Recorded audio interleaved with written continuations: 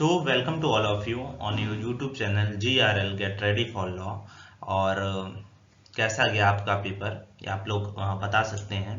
But I think आप लोग का पेपर काफ़ी सही गया है, क्योंकि काफ़ी अच्छा पैटर्न पे DU ने पेपर बनाया था। काफ़ी बच्चों का मैसेज आया था कि सर पैटर्न थोड़ा चेंज कर दिया गया था और पैटर्न कुछ बदल दिया गया था। तो लेकिन इसके देखिए, DU का अगर आप पेपर दे रहे हैं, DU LLB आप दे रहे हैं, तो तीन चीज समझ सकते हैं आप। कि पहला चीज ये है कि भाई कॉन्स्टिट्यूशन के क्वेश्चन तो आएंगे, दूसरा लीगल के क्वेश्चन आएंगे, तीसरा ये बोल सकते हो कि करंट उतना अच्छा नहीं दिया, उसकी जगह पे लीगल और कॉन्स्टिट्यूशन अच्छा दे दिया था। तो आप लोग के लिए ये तो बेनिफिट वाली बात हुई। जहां से भी आप मॉक परचेस किए होंगे या फिर प्रैक्टिस सेट परचेस किए होंगे, क्योंकि मैं अपना बता दूं, मेरे पास प्रूफ है, मैं अपना मॉक आप लोग को शेयर कर दूंगा। मैं जो मॉक प्रोवाइड किया था, प्रैक्टिस सेट प्रोवाइड किया था, उसमें से 60+ क्वेश्चन डायरेक्ट आए हैं। डायरेक्ट 60+ क्वेश्चन उसमें से मेरे मॉक और प्रैक्टिस सेट से आए हैं। तो जहां से आपने परचेस किया है या फिर जैसे आप तैयारी कर रहे थे, जो सेल्फ स्टडी कर रहा था, उसको ये समझना चाहिए कि कॉन्स्टिट्यूशन और लीगल के क्वेश्चन तो आएंगे ही। तो देखिए, मैं इसीलिए पूरे डिटेल एनालिसिस करके आपको बताऊंगा भी कि कहाँ से कितने क्वेश्चन आए हैं और क्या क्या इसके आंसर हैं। आगे बढ़ते हैं और कॉटअप के बारे में भी हम थोड़ी बात करेंगे। आगे बढ़ते हैं। देखिए, क्या है पहला क्वेश्चन। देखिए, कॉन्स्टिट्यूशन के अगर हम लोग क्वेश्चन पे आए, देखिए कॉन्स्टिट्यूशन का अगर हम लोग क्वेश्चन देखें तो पहला क्वेश्चन देखिए, पहला क्वेश्चन है एलोकेशन ऑफ सीट। ये क्या है? शेड्यूल से रिलेटेड है।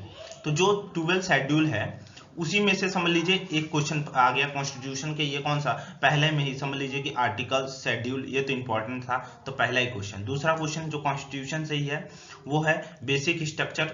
ये तो बहुत ईजी है, केशवानंद भारती। हर हर आपको बुक में हर IMP से IMP क्वेश्चन आपको बेसिक स्ट्रक्चर का जो इंपॉर्टेंट अगर केसेस जो पढ़ के गया होगा वो केशवानंद भारती, बहुत इजी क्वेश्चन है। Legal, age of marriage amendment act 2021, बहुत हाईलाइटेड क्वेश्चन था। EWS से आया था एक क्वेश्चन, EWS अमेंडमेंट।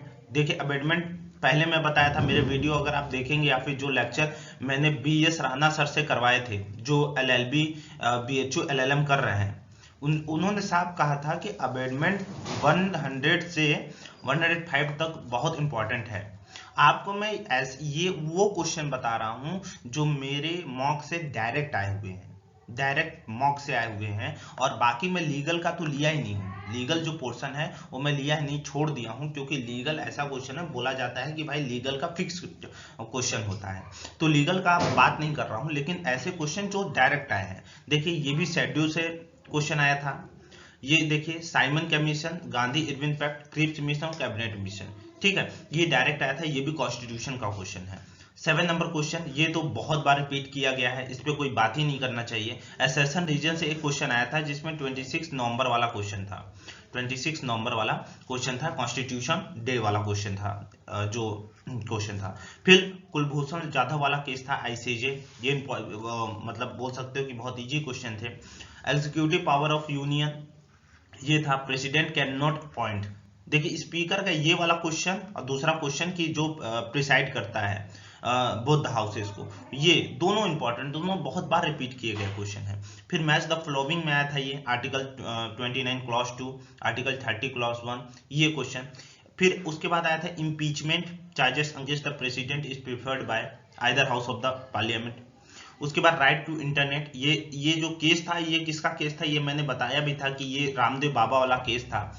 सॉरी, ये रामदेव बाबा वाला केस नहीं था, ये एक्चुअली में जो जम्मू कश्मीर में ये जो केस हुआ था, जो सुप्रीम कोर्ट में फाइल किया गया था, ये वाला केस था जो इम्पोर्टेंट था।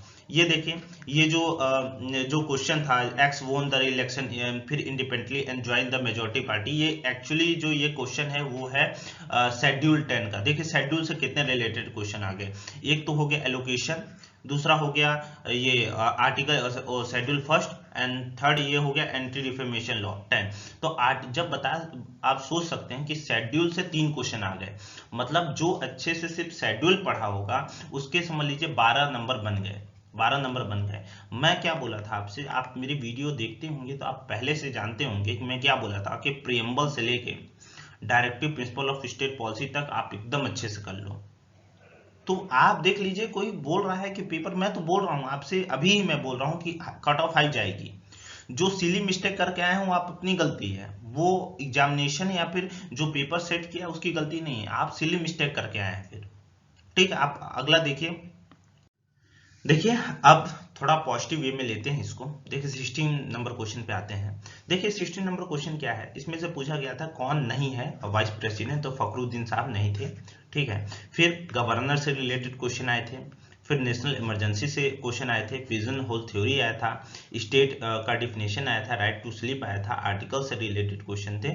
बाकी देख लीजिए, ये जो मैं जो वीडियो डाला था यूनाइटेड नेशन से, उसमें से देखिए आईसीजे का डायरेक्ट क्वेश्चन आया था, ये मैं आपको करवाया भी था। फिर आर्टिकल 16 से क्वेश्चन आया था, फिर ये थर्ड जेंडर वाला क्वेश्चन था, फिर जो है एग्रीमेंट से रिलेटेड क्वेश्चन था। इसको हम लोग जो एसेंशियल में पढ़े होंगे, अगर आप जो बेयर एक्ट को फॉलो किया होगा वो जानता होगा कि ये एसेंशियल का क्वेश्चन है।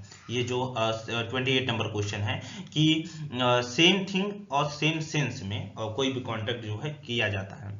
ठीक है, 29 नंबर क्वेश्चन पे आते हैं, तो जीएसटी से क्वेश्चन थे, एविडेंस एक्ट से क्वेश्चन थे।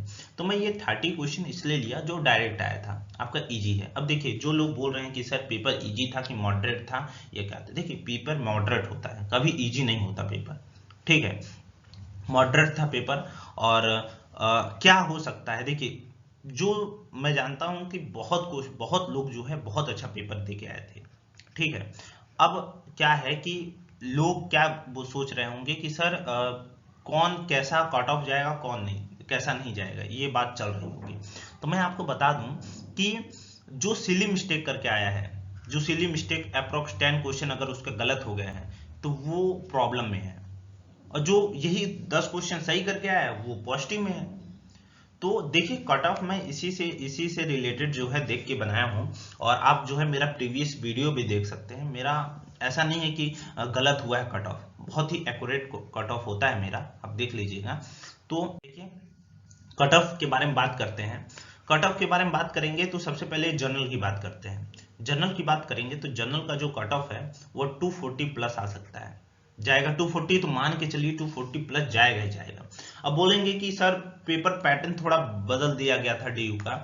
देखिए कंपटीशन पे कोई फर्क नहीं पड़ता, पेपर चाहे हार्ड हो चाहे इजी हो, कंपटीशन हमेशा बढ़ता है। क्यों? क्योंकि अभी देखिए मैं कई स्टूडेंट ऐसे होंगे जिनका 2022 का पेपर अच्छा नहीं गया होगा, वो 2023 का तैयारी करना चालू कर दिए होंगे अभी से। तो यहाँ कंपटीशन क्या है, बढ़ रहा है, वो घटेगा नहीं, इनिशियल इंक्रीजिंग पे जा रहा है वो। तो आप समझ सकते हैं कि 2023 में कंपटीशन जाएगा हाई।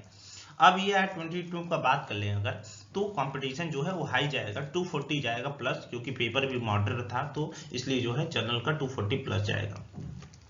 ईडब्ल्यूएस की बात करें तो देखिए 205 जा सकता है, इससे प्लस हो सकता है, इससे नीचे नहीं जाएगा, क्योंकि अगली बार पिछली बार जो है 196 गया था। तो आप समझ सकते हैं कि 196 गया था, तो इस बार जो है 10 नंबर आपके आगे, मतलब 2 क्वेश्चन आप मान सकते हैं कि 2 क्वेश्चन इस बार प्लस जाएगा। देखिए इस बार नंबर इसलिए फर्क पड़ जाता है क्योंकि एक क्वेश्चन आपके 4 मार्क्स के हैं। ठीक है, तो इसलिए जो है थोड़ा कट ऑफ आपको इधर उधर लगेगा। ठीक है, अगर हम लोग ओबीसी की बात करें तो 195 प्लस, इसमें किसी को डाउट नहीं होना चाहिए कि 195 प्लस जिसका आया है ओबीसी का वो सेफ मान सकता है। मैं इसमें सीएलसी और एलसी1 एलसी2 का नहीं निकाला हूं, मैं एक प्रॉपर निकाला हूं कि किसको अगर इतना है तो आपको तीनों में से एक फैकल्टी आपको मिल जाएगी। ठीक है, उसके बाद आता है एससी 160 प्लस और एसटी 95 प्लस। लेकिन मैं इसके बाद भी बता दे रहा हूं कि जो पर्सन 65 प्लस है और 70 के अंदर है वो सेफ मान सकता है, वो कि 65 प्लस है तो वो मान ले कि वो सेफ है, उसका एडमिशन हो जाएगा।